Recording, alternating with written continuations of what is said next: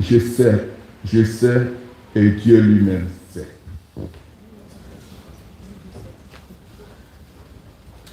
Mais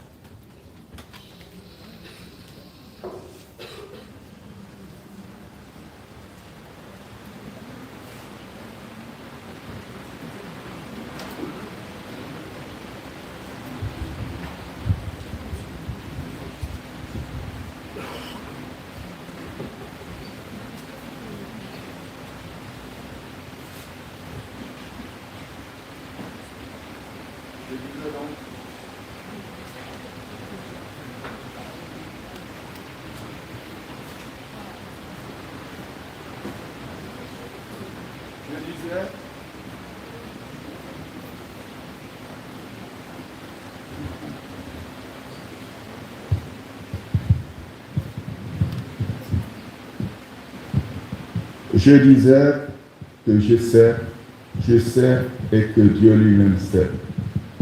Dieu sait par exemple que nous avons 2 groupes électrogènes dans cette maison. Et parmi ces 2, il y a un qui coûte 52 millions que nous avons déjà acheté pour la cathédrale.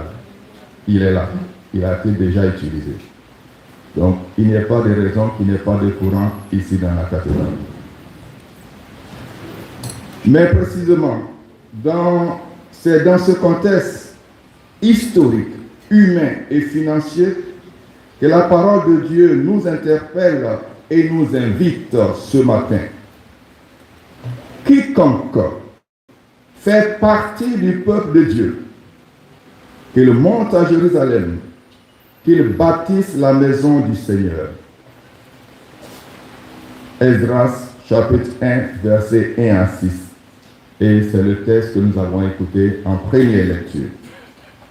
Selon cette lecture, un roi païen, Cyrus, roi des Perses, est concerné par la construction de la demeure de Dieu.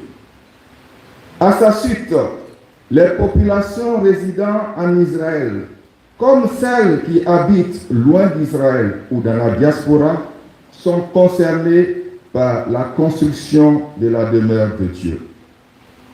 Les voisins aussi sont invités à apporter leur aide.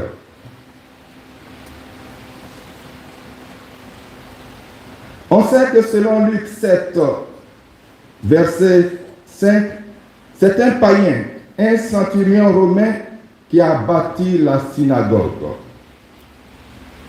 Frères et sœurs, Dieu a besoin de chacun de nous pour bâtir sa demeure. Que personne ne néglige sa contribution en faveur de la cathédrale. Aucun centime n'est à négliger. Ainsi, nous pourrons marcher ensemble vers l'achèvement de notre cathédrale. Nous pourrons alors construire une demeure de Dieu à la dimension non seulement de notre foi, mais aussi